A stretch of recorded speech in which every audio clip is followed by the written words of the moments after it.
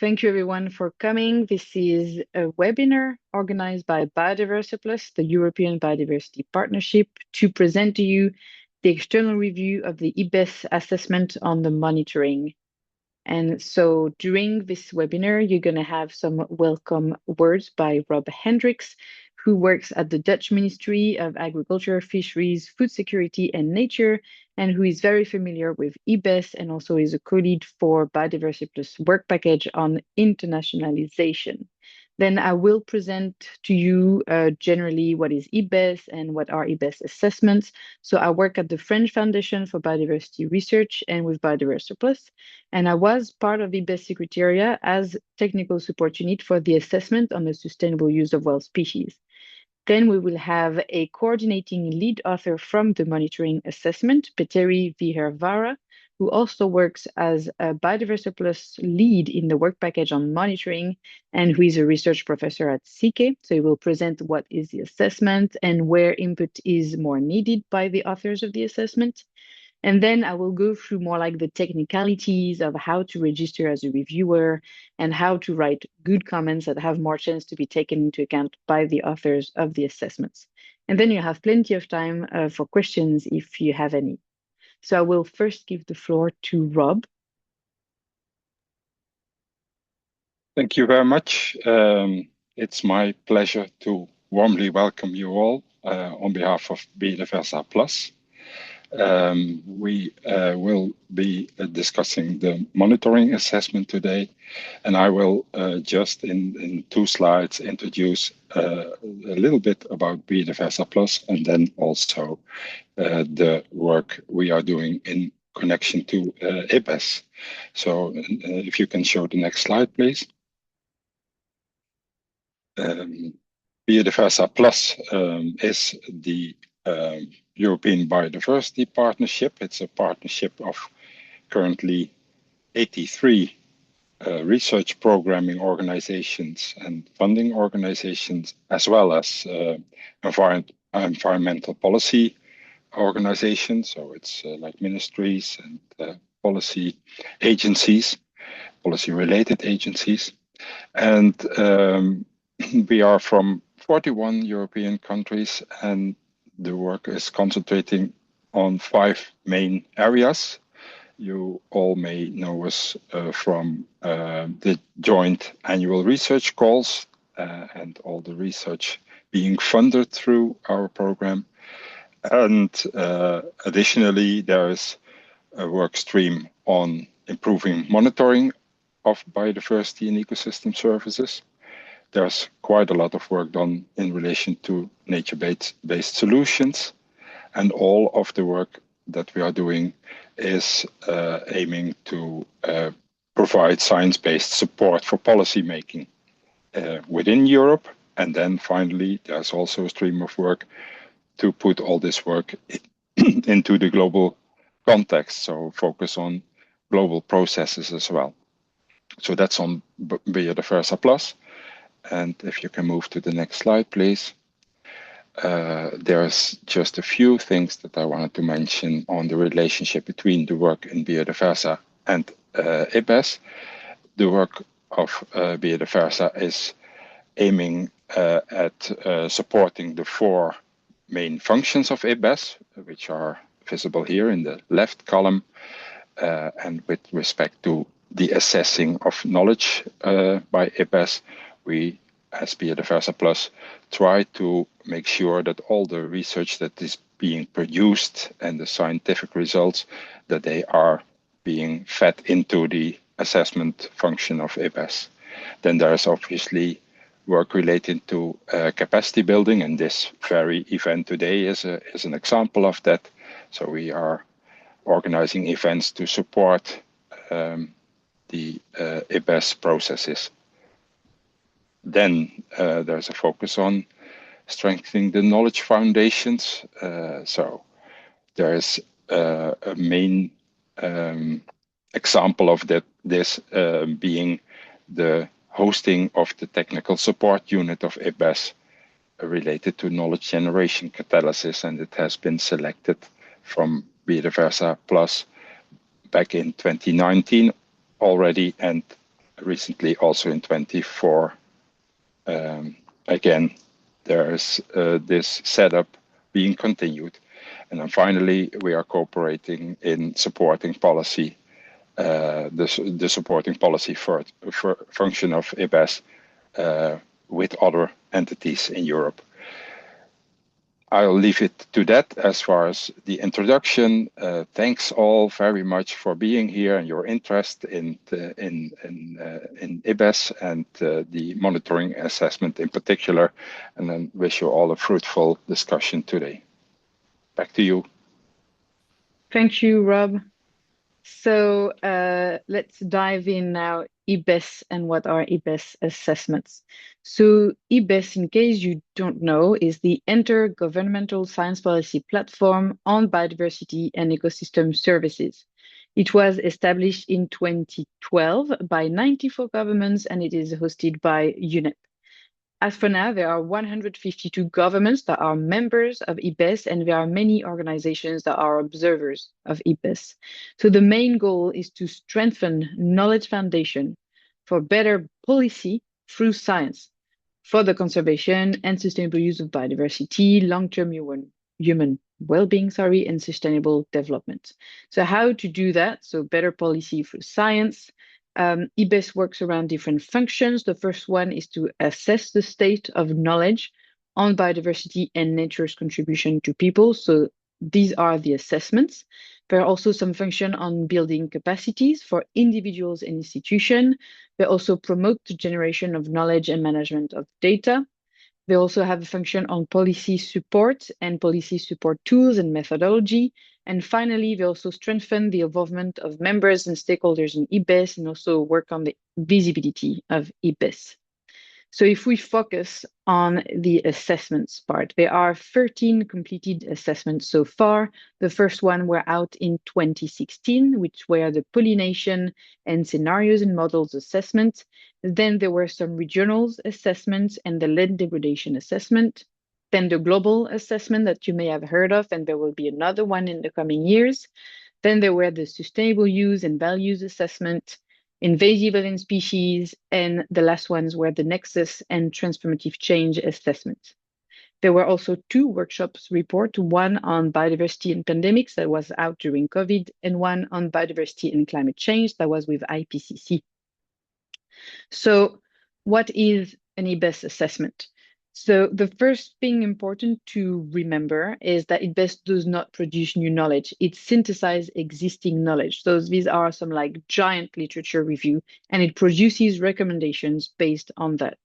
And so usually there are 5 to 6 chapters and a glossary, and the chapters are written by the authors of the assessment. So there are around 50 to 150 experts with different expertise from all around the world.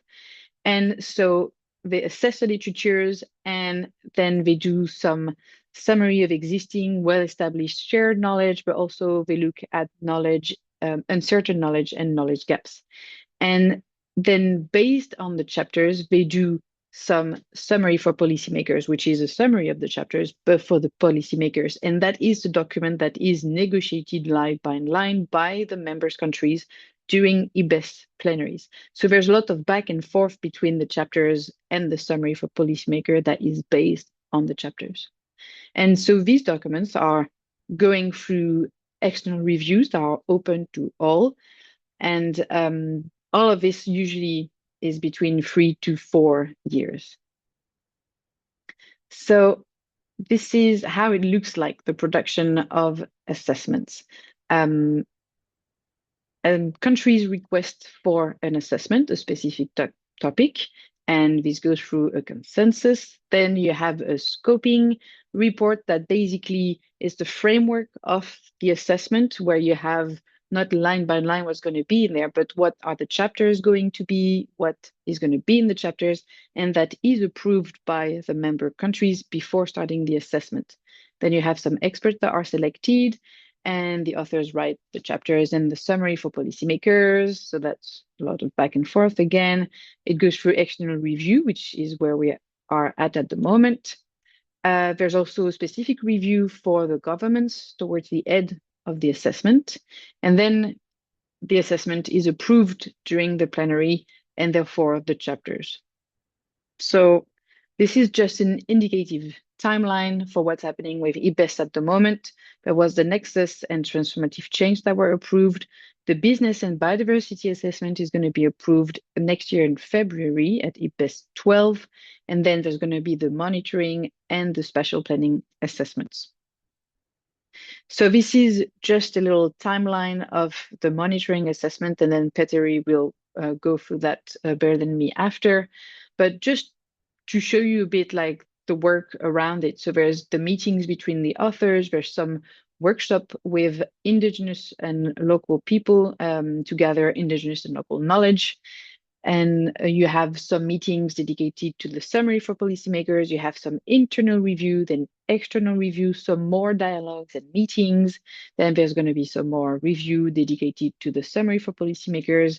So there's a lot to fit in before a final government review and an approval by a plenary. And sorry, that's where we are at now. So what is a reviewer, what you could be doing? So basically you would be participating in the review process by evaluating the chapters and or the summary for policymakers for scientific accuracy, balance, and completeness of the assessment. You can review everything, just some sections, just a chapter, it's up to you. Anyone can register. And at the end, your names would be written in the list in the report. So you would be publicly acknowledged with your affiliations and country. And when the assessment is approved and the chapters are put online a few months after approval, all the comments are made available online. So you can check your comments and how they were integrated in the assessment by the authors. And why it's important to do that is because it's ensuring the scientific rigor and balance of the assessment. So it's very critique to improve the draft's accuracy, comprehensiveness, objectivities, and it does guarantee, again, scientific robustivity of the assessment. And it's also good to have transparent process with the external review. So it's really everyone who can peer reviewed or reviewed the assessment. It's good also to capture the diverse perspective and knowledge from all around the world, but also from different practices. So like it can be a scientist, a practitioner, a policymaker, a representative of indigenous people, and local communities, and that helps ensure a diversity of perspective and that every relevant literature is considered in the assessment. And finally, it's good because reviewers can highlight areas where there are some evidence that is missing or where there are inconsistencies and they can require clarification. So this is very important for reviewers to contribute to the assessment. And so now I'll go to Petteri. So please keep your questions for the end. We'll have lots of time for that at the end. So Petteri will now go through the monitoring assessment itself. Okay, thanks a lot, Marie-Claire, for this introduction, and Rob for introducing Biodiversa also. So as said, I've been now involved in this current assessment, monitoring assessment as a coordinating lead author. And this is also for me, it has been the first time to be involved in IPBES process, so relatively new things for me as well. Maybe you can go to the slide. Next slide. Yeah, thanks. Or can I switch them by myself? No, I think you can. Yeah, you can go to the next one. Yeah. Yeah, okay, thanks. So as said, the scope and rationale of this particular call, it has been negotiated by the parties in advance. So there has been this kind of process already where countries have been negotiating that what will be the content of this assessment. And there's a scoping document, which is quite crucial and pretty much binding also the experts who are contributing for that. Basically, there are two main aims of this assessment. So it's to support national global efforts to monitor biodiversity, nature's contributions to people, and direct underlying causes of the observed changes, and also to monitor progress towards goals and targets of Kunming Montreal Global Biodiversity Framework.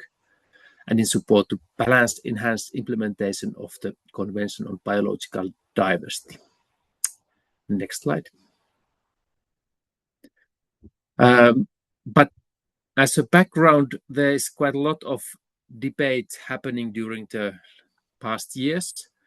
There has been these previous CBD strategies always happening, and quite often the outcome of the strategy has been that the highest ambition has been somehow failed. So we haven't been able to change those things which needs to be changed. And lack of data behind indicators has been recognized as is kind of like a key bottleneck, despite that countries are, of course, reporting for different policy indicators. The challenge is that there's quite many cases where the data itself is not really transparent or not easily available for anyone who might need it. So for this assessment, that's also kind of like a leading principle, that what we really know, what kind of data sources there are for biodiversity and ecosystem services or its contributions to people. And there are these big international networks or institutions like GeoBon, GBIF, OBIS, for instance, who have been strongly lobbying for these CBD negotiation processes. Also, that this should be more taken into consideration, not only setting high policy level indicators and targets, but also to understand that what kind of data there is available to answer for these targets. So this is also pretty much of the background why this monitoring assessment is now going on. And that's just one paper from the GeoBon and some other networks which are kind of illustrating that a lot of biodiversity monitoring is happening on the national scale. It's different compared to the, for example, climate negotiations, where the measures and metrics are a bit different. But in that case, it's recognized that countries should be actually setting up their own national monitoring systems, which can provide data, which can be then piled together and available as for different analyses on a regional and global scales. And one of these concepts what GeoBon has been trying to speak for has been essential biodiversity variables, which is kind of harmonized set of biodiversity indicators which could be used to make comparative assessments. And it's also imitating the similar essential climate variables, which have been quite a long time in use in climate community and climate negotiations already. So that's kind of like a theoretical background for that. And next slide, please. So this Kunming-Montreal Global Biodiversity Framework, that's really the key for also assessment. So a lot of the content, what is done in the assessment, it's going through these different Kunming-Montreal indicators, which you can see here.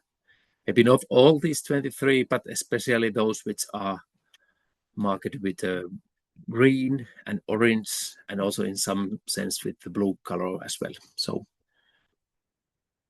about everything what considers those. But that's not the only one. There are also mentions that there are other international or multilateral environmental agreements which are also steering the analysis. But in addition to that, there's also clear need for understand better these national policy processes and national data needs. So that it's also about national and regional policy processes which are then indicating demands and need of the monitoring data. Next slide, please. So that was already mentioned a little bit in previous slides. So as said, this is fast track assessment. It's supposed to be 2 years only. The kickoff meeting of the first authors was already postponed almost 6 months. So we just started our work in late November 24 in Canada. And after that, the whole process has got a little bit longer time. And these deadlines has been postponed a little bit because of it has been maybe too ambitious timeline in the beginning. And there has been, of course, some delays from the beginning. We had a summary for policymakers meeting. First draft was prepared in Hong Kong last spring, and now, of course, we are in this external revision process, which which is really important way to get feedback. We, as authors, we recognize that the report is not ready yet at all, but rather it compiles all this, what we have been able to collect during the rather short time, basically last spring, when whole report was taking a shape and a lot of the content was being searched for the report. So big part of the work is done already, but now there's definitely more to go and fill the gaps and improve the content as well. So the next authors meeting is supposed to be right after this revision period in February in Italy. And after that, there are plans to have other meetings for governments and stakeholders. And then current plan is that the acceptance will happen in IPBES 13th plenary in late 2027. Next slide, please. So that was already shown. Maybe we can go through that rather quickly. But anyway, it shows that the lot of the work has been done already, but there's also a lot ahead. So roughly, we are on halfway of the process towards the end of the final plenary. Maybe we can go for the next slide then. Thanks. So about the content, so this consists of 4 chapters. Chapter 1 is about setting the scheme. It's pretty much of the concepts of biodiversity, nature, contributions to people, monitoring and the concepts and the history, what has been happening during the past. Then chapter 2 is setting the scheme also for this like conceptual things. So there's assessment of different data needs and these processes, these different policy processes and other things where the data is needed, both at global, regional, national, local, and also these indigenous communities as well. Then chapter 3, it's pretty much compiling this evidence. So in chapter 3, I have been involved in that one, and we have been really going through what data there is, what gaps there are, what challenges there are to get this data mobilized, and what kind of monitoring systems there are in place, like digital platforms and so on, where this data could be available. So it's pretty much like a state of the art, what we know based on our authors group, what is available. But of course, it's only a relatively small number of people. So the more we can get also feedback from this revision process, it can help to show light also these things which probably not has been recognized by us authors at this point. And chapter 4 is then, it's pretty much building on these previous 3 chapters, and especially chapter 3, that what should be then the recommendations for the future, how to go on the way forward from this to improve availability of the monitoring data worldwide. The assessment itself has 3 co-chairs. They have a little bit different thematic topics to cover. So one is for general terrestrial things, one is for marine, and one is for ILK. And each 4 chapters has 3 coordinating lead authors, so CLAs, and each chapter has 11 to 15 lead authors plus 2 review editors plus 2 fellows to contribute. And in addition to that, also contributing authors have been asked, and in particularly in chapter 3, there has been a long list of contributing authors to provide this expertise of the different topics in this report. But they are not really authors at that sense, but they're just mentioned in the acknowledgements. And then we can go to the final slide. So where to pay attention now during this revision if you are contributing either as a stakeholder or governmental representative? First, of course, it's important to mirror with this scoping document that what was there and what has been happening now and done for the report, how these are fitting each other. Then, because every chapter has been pretty busy and they have been focusing their own things, there are definitely things which maybe are a little bit overlapping between 4 chapters, or there might be some better ways to improve synergies between different chapters. So as a reviewer, when reading through all the chapters, it would be really valuable for us to get these recommendations that where are the overlaps and how to integrate different chapters better. Then, of course, if there are found missing data or missing monitoring systems, that information can be always added and improved, as well as missing literature. So basically, we as authors, we can't add any more literature as that at this point. But if there is recommendation coming from the reviewers that you using the right literature, or you should add this and that. Then based on this feedback, it's still possible to add more literature in the second version. Glossary is pretty important because it tries to harmonize the concepts between the chapters also and make it clear what we are targeting and speaking for.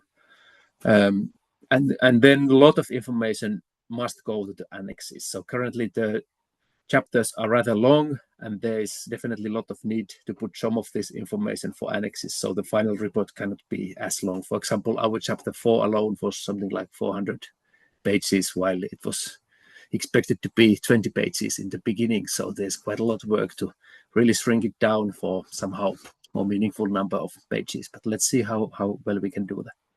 Then figures and tables, they are really crucial for communications. They are not ready yet. They are basically placeholders at this point, and they have been not finalized yet. So there's a lot to do and improve and communicate through these. And then summary for policymakers, of course, key document, because it's maybe the one which most of people are reading, and that's something what is then giving guidance for the further discussions in the long time ahead, so maybe even for the next decade if successful. And few anecdotes. The thing has been that we have not been really collecting new data, but rather making an analysis of available data. So everything must have been published already. We haven't been really collected primary data by ourselves. In the beginning, we thought that the role of AI searches and this kind of assistance could be significant, but it turned out during the process rather soon that while in some cases it's useful, it always needs human to go through the results, because quite often there were all kind of hallucination happening, and it was not so helpful actually what we were expecting. And different AIs were all applied and tested by the IPBES TSU support. Then there are definitely geographical gaps. We have been lacking experts from Africa and maybe some countries in Central Asia. So all the tips for this would be really useful. And we could say, especially from the chapter 3, that these global regional scale schemes are pretty well covered, hopefully. But then when we go to the national or local level, there's definitely gaps, because it has been quite difficult to find this national scale data in many cases, due to language barriers or data interoperability or lack of information just in easy ways, or lack of experts. So that's the level where we have still most to do for the future and beyond the assessment. But I think I stop here. Hopefully that was a bit informative, and happy to answer questions if there are anything you would like to know more. Thanks. Thank you very much, Petteri. That was really interesting to see where you were looking for comments. And so please keep your questions for the end. I will just now quickly go through the technicalities. So how to register and write comments that may be more useful for the authors of the monitoring assessment. First step, I will go through the basics. So you go on IPBES website and you create an account if you do not have one, because you need to be logged in on IPBES website if you want to access anything, basically. It's not the easiest website to go through, so just bear with it and just remember to be logged in. So create your account, log in, and then go through the review page, which is there, but it's also on the Biodiversa Plus website or on IPBES website, of course. And you can only see this page again if you are logged in, otherwise nothing. So then you go through it, you fill your information, and then you will receive a confirmation from IPBES via email, and then you access this page where you have all the documents accessible. So the chapters and the summary for policymakers. Of course, they are confidential and they should not be shared with any third parties. That's very important. You download everything or just what you want to comment. And there's also a spreadsheet you need to download, which is the spreadsheet onto which you will make the comments. So it looks like this when you open it in your computer.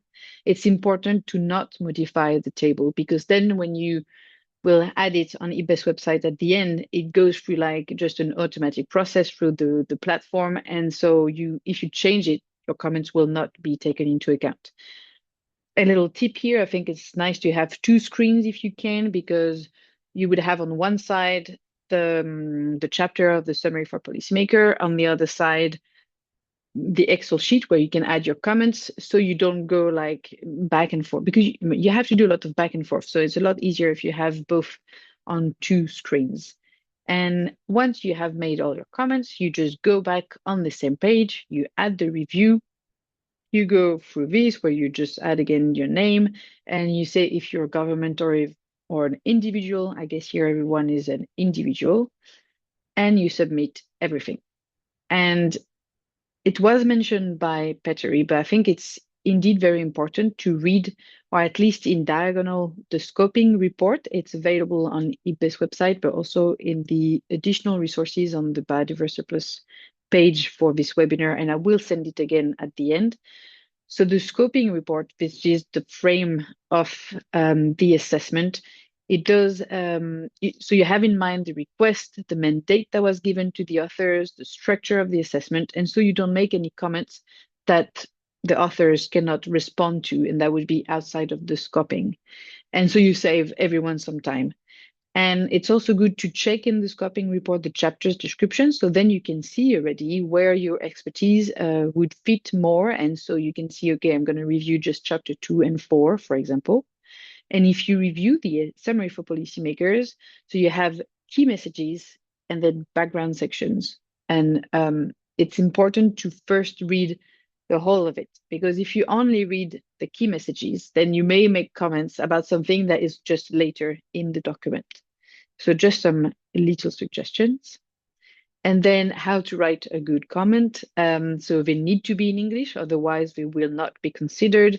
It's important, again, to use the Excel sheet. You cannot just write an email to the TSU or the authors. They have to be made the official way and on time, even though that sounds a bit dumb to remind you. And there's no lower or upper limit to the amount of review comments. You can just make 100 or 200. That's up to you and your time, obviously. And you should focus on substantive issue. The authors at this point, like Petteri said, they don't need like, oh, you spelled this word wrong there or is missing a comma. Someone will go through that after. So just focus on the important stuff. And it can happen sometimes, like you feel like, oh, this is the same comment I've made before, so I'm just going to write see previous comment. But it doesn't work like this, because then the authors will see the comments related to a section. So if you just write see previous comment, they will not have access or see the previous comment. So it's important, even if it's the same comment, just copy and paste it where you want it to go through. And of course, be polite and avoid the first sentence, but I'm sure you have reviewed some other documents too. And it's nice also to praise the content of the assessment. Let's not be scared of saying what's good too. It's also nice for the authors, and not just be like, this is wrong, this is wrong. And it's good to examine consistency and relevance and the completeness of the assessment results. So you can add, like Petteri mentioned, to have more literature added. It can be academic literature, but also references from books, recording, everything. And please provide the references. So not just say, this guy writes some good stuff. No, you have to give the reference with the DOI, if there's any, and everything, so the authors can access it directly. And you can also require some clarification or nuance or rewarding if you think that's missing. And I just wanted to add actually about the completeness, and because Petteri mentioned contributing authors. If you are an expert in something that you think is missing of the assessment, you could even write a comment saying, I think I could write something here that would be good for you. This is my email and I can contribute to this section. So then you would kind of like put yourself forward to be a contributing author in the assessment, and that would really facilitate the work of the assessment authors. Some example of a good comment again. So the criticism and then the request, a possible new text, that's good to come with solution and not just critiques, and the priority level of the comment. So that's also helpful for the authors of the assessment, and a reference if there are any. So for example, the concept of global pandemics is too narrow. I think it should be this way because blah, blah, blah. It's important, but maybe not the most urgent at the moment. At the end, it will look like a horrible table like this that will be made available online. And you will have all the comments, the people who've made the comments, and the response from the authors. And if you want to, IPBES is organizing its own dialogue. So that will be like now, but like a much bigger at the global level. And you will also have opportunity to ask questions if you want, but also learn more about IPBES. And that will be on the 10th of December next month. And you can register for it via the page when you are already registered as a reviewer. And I think I said everything. And so please now don't hesitate to ask questions to me or Petteri about the process or about the monitoring assessment itself. And again, everything will be added online, and I will send an email to everyone when that will be added online.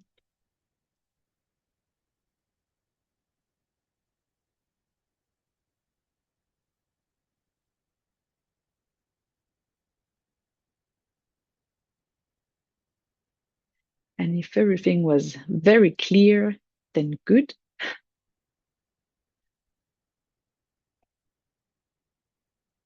Okay.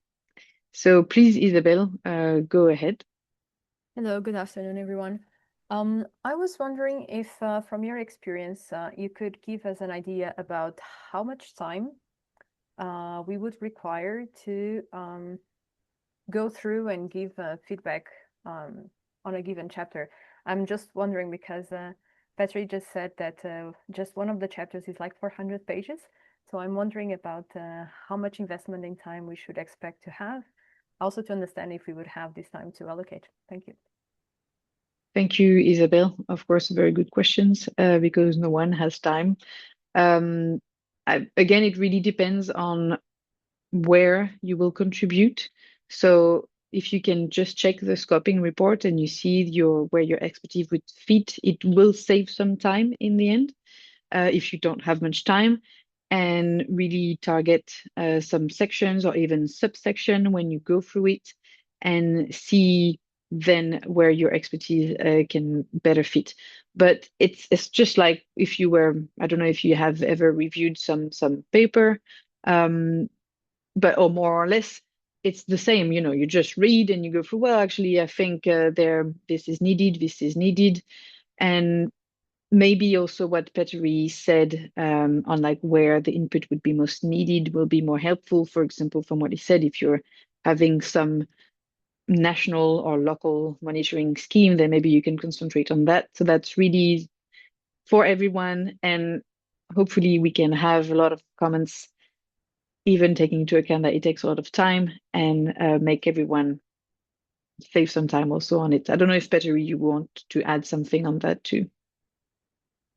No, I think that was pretty comprehensive, and I can't say much more about. Okay. Thank you. Sander, would you like to go ahead? Yes, I would. I have a question about the biodiversity crisis that's not being caused by a lack of data. So how do you address those issues when you're, for example, want to do a review on chapter 2 with the data needs? We have all the data that we need to come into action, but we don't come into action. So that's a sort of meta level comment. Where do you put it? I think this is more a question for you, Petteri. Yeah, if I may. So yeah, that's of course general statement, while it could be also argumented, but I think it's important to recognize that this is not really assessing the state of the nature itself. It's rather assessing what data repositories and data categories there are available. So it's building on these assessments, which has been mentioned in the introduction, also these thematic assessments, and there's going to be this big second global assessment just after that meeting, and it's going to, or after that monitoring assessment, and it's going to be a longer one. So I think that's maybe the one which needs to think about that what must be done in this particular, because it's a technical And fast track analysis, it's pretty much targeting on what data there is and what kind of like data systems there are in place where the data could be accessible following the FAIR principles. So in that sense, it's much more narrow than what society needs to do to solve the biodiversity crisis, while that's of course the wider framework. So in that sense, this is much more narrow and targeted assessment, I would say. Okay, thank you. Thanks. Thank you, Sander. Thank you, Petteri. There's a question in the chat asking if there are multiple people from the same organization that wants to provide some feedback. Is it more helpful to have the comments separately as individuals or together as an organization? For the authors, so there's no like, obviously some comments from the governments should be looked at sometimes more than some others, but every comments have the same weight. But if you come as an organization that's going to say, okay, there's a lot of people who have the same comments about it, and you should say it in the comment, and we think that and our organization have done that, blah, blah, blah, you do have kind of like the number power of already, you facilitate the work of the authors by summarizing all of your comments together in one comment and saying, we all think that at this organization. So it does require more organization on your side to gather all the comments. So that's also a trade-off to have. I think it's more helpful for the authors if they come already summarized, but it's also more work for you as commentators to put all of this together. If there are no other comments, we don't need to drag this meeting and leave everyone for a nice cup of tea or coffee, because I don't know for you, but it's super cold here. And it will be great to see your names in the reviewers of the assessment if you are interested. And I will again send everyone the slide and the recording. And you also have access to the scoping report, so hopefully by the end of the week. And so don't forget the deadline is the 7th of January. So if you don't know what to do during your Christmas holidays, please review the monitoring assessment. Thank you, everyone.